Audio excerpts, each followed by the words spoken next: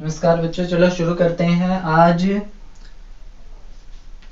20 अप्रैल 2020 और ये 10वीं क्लास का साइंस का एक टॉपिक है, छोटा सा, बहुत ज़्यादा इंटरेस्टिंग है कि केमिकल रिएक्शन को बैलेंस कैसे करते हैं। उसके बाद जो हमारे जो मोस्ट इम्पोर्टेंट पॉइंट हैं इस लेसन के अंदर, केमिकल रिएक्शन के अंदर, जो केमिकल रिएक्शन एंड इक्वेशंस, इसके अंदर हमारे दो टॉपिक थे। एक कोरिजन क्या होता है, एक रेंसिडिटी क्या होती है। दोनों बहुत ज्यादा इंपॉर्टेंट है एग्जाम के पॉइंट ऑफ व्यू से भी, एग्जाम के अंदर आने की संभावना है। तो कोरिजन का मतलब संक्षारण और रेंसिडिटी विकृत गंधता, ये क्या होते हैं, ठीक है। तो चलो उससे पहले एक छोटी सी ट्रिक है केमिकल इक्वेशन को, जो केमिकल इक्वेशन है हमारी, केमिकल इक्वेशन को बैलेंस करने के लिए, ठीक है। तो चलो देखते हैं कौन सी ट्रिक है। हमारे पास एक इक्वेशन है AgCl और ये हमारे पास कन्वर्ट होता है इसके अंदर। जब इसको हीट करते हैं तो Ag अलग हो जाता है और Cl2 अलग हो जाता है। तो यहाँ पे देखो ये इक्वेशन जो है वो स्केलेटन इक्वेशन यानी कंकाल इक्वेशन है, ये बैलेंस नहीं है। इसको बैलेंस करने के लिए क्या करें, तो यहाँ पे क्लोरीन 2 है, यहाँ पे 1 है, सिल्वर 1 है, यहाँ पे भी 1 है, ठीक है। तो सबसे पहले हमने करना क्या है कि इसके चारों तरफ ब्रैकेट लगा लो। अलग अलग जो हमारे पास एलिमेंट है उस एलिमेंट के ऊपर हम यहाँ पे कुछ इस तरह से ब्रैकेट लगा लेंगे। इनके आगे अब ये ट्रिक है, आगे तुमने लिखना है A, B और C, A, B और C। और यहाँ पे इन दोनों को, जैसे सिल्वर इस रिएक्टेंट्स के अंदर कितने हैं और प्रोडक्ट के अंदर कितने हैं, उन दोनों को इक्वेट कर देना है, बराबर रख देना है। कैसे रखोगे, देखो सिल्वर कितना है, यहाँ पे 1, तो यहाँ पे लिखोगे A is equal to, silver के लिए यहाँ पे सिल्वर 1 है तो A खाली है। अगर Ag2 होता है यहाँ पे या 2Ag होता तो 2A लिखते हैं खाली सिल्वर के लिए। यहाँ पे सिल्वर देखो एक ही है तो A is equal to product के अंदर भी B। अब यहाँ पे क्लोरीन देखो, क्लोरीन 1 है तो A इज इक्वल टू, यहाँ पे देखो प्रोडक्ट के अंदर क्लोरीन 2 है तो 2C, ठीक है। अब A, B और C चाहिए हमें। A, B और C का वैल्यू निकालने के लिए हम जो सबसे बड़ा जो कंपाउंड होता है, हम ये कह सकते हैं कि जो स्प्लिट होता है, टूटता है, उसमें A के स्थान पर हम 1 रख देते हैं। जब A को रख दिया 1 तो B कितना हुआ, B भी यहाँ से 1 आ गया और C कितना आ गया 2C is equal to A कितना है 1 और यहाँ से C कितना आ जाएगा 1/2। तो हमने हाफ नहीं लिखना है, यहाँ पे आधा, ठीक है। यहाँ पे हमने एक इसको नंबर ऑफ इंटीजर लिखना है, इंटीजर की फॉर्म में, पूर्णांक की तरह लिखना है इसको। तो यहाँ पे हमने इसको पूर्णांक बनाया, तो सिंपली इसको 2 से मल्टीप्लाई कर दो, इसको 2 से करना पड़ेगा इसको, ठीक है। तो ये 2 से 2 कैंसिल हो गया, ये आ गया 1, ये आ गया 2 और ये आ गया 2। यहाँ पे A 2, B 2 और C 1। A क्या आ गया 2, B क्या आ गया 2 और C क्या आ गया 1। यहाँ पे ये A, B और C की वैल्यू यहाँ पे पुट कर दो, हमारे पास जो इक्वेशन है वो बैलेंस हो जाएगी। A की जगह पे 2, तो 2AgCl, इसको हीट करते हैं, B की जगह पे 2 तो 2Ag और प्लस Cl2। देखो यहाँ पे सिल्वर है 2, यहाँ पे भी 2, क्लोरीन यहाँ पे 2 और यहाँ पे भी 2। अब कोई भी इक्वेशन ले सकते हैं, वो सारी इक्वेशन इस फॉर्मूले से, ये शॉर्टकट मेथड है, इससे सोल्व होंगी सारी। कोई भी इक्वेशन ले लो, जैसे कि मैं एक और इक्वेशन ले रहा हूँ, यहाँ पे बुक के अंदर है बहुत सारी, ठीक है, BaSO4।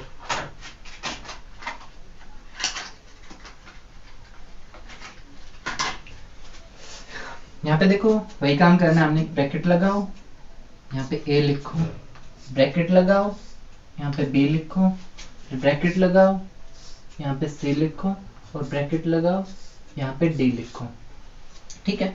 अब बेरियम को दूसरों के साथ यहाँ पे इक्वेट कर दो, रिएक्टेंट्स के अंदर और प्रोडक्ट के अंदर। तो यहाँ पे बेरियम 1 है तो A is equal to, product में बेरियम देखो एक ही है तो A is equal to D।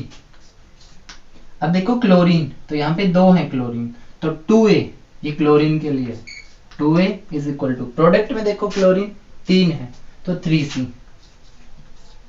ठीक है। अब यहाँ पे देखो एल्यूमिनियम, तो 2 एल्यूमिनियम है तो 2B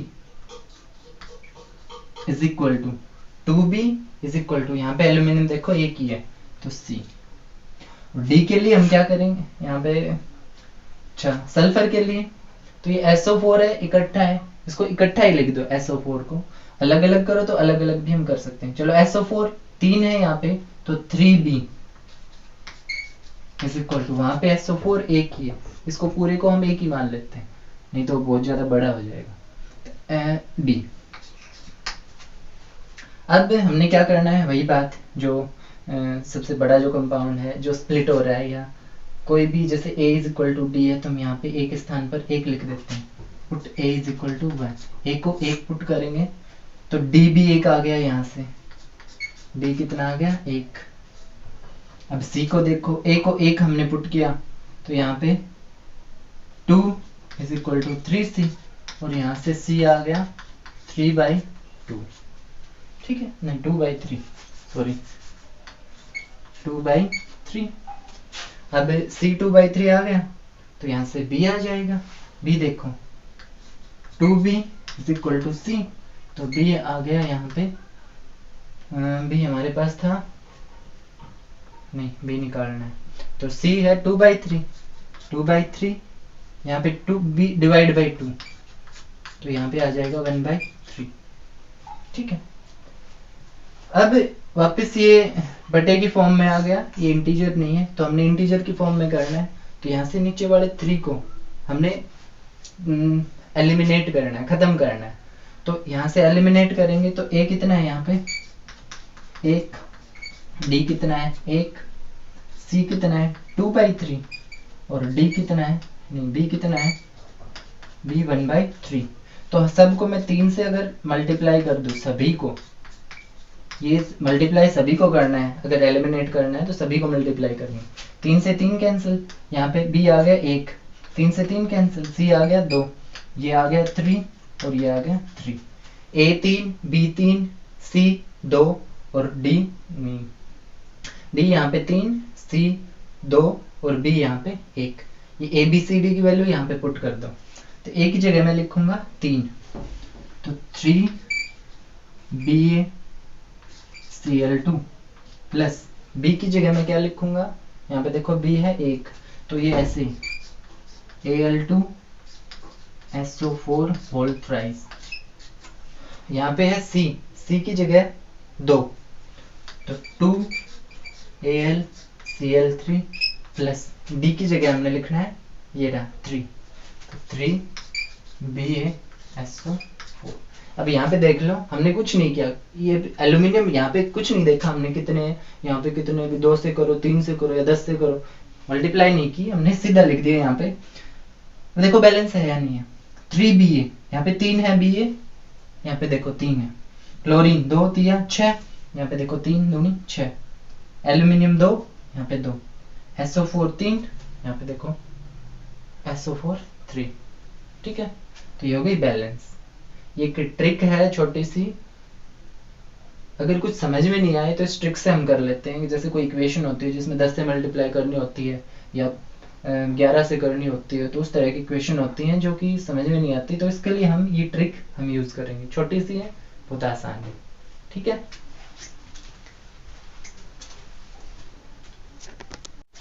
अब हमारे जो लास्ट के 2 टॉपिक जो इम्पोर्टेंट है, मोस्ट इम्पोर्टेंट टॉपिक है, वो है कोरिजन।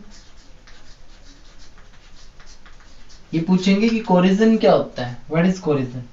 यहाँ पे हम हिंदी में इसको लिखेंगे संक्षारण। दूसरा रेंसिडिटी, इसको बोलते हैं विकृति गंधिता।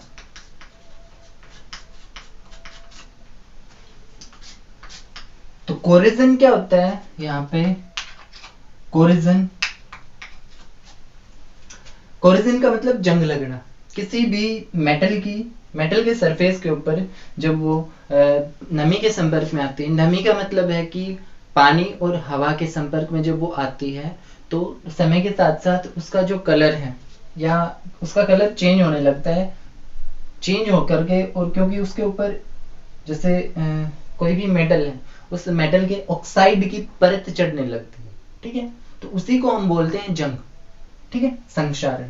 कोई भी मेटल है, कोई भी मेटल, उस मेटल के जब वो मेटल एयर और वाटर के संपर्क में आती है, हवा और पानी के संपर्क में जब वो आती है तो उसके ऊपर ऑक्साइड की एक परत चढ़ने लगती है, ऑक्सीजन की हम कह सकते हैं, और रिएक्शन करने के बाद वो ऑक्सीजन की परत उसके ऊपर चढ़ जाती है, इसके ऑक्साइड की, उस मेटल के ऑक्साइड की परत चढ़ जाती है, उसी को हम बोलते हैं जंग, ठीक है।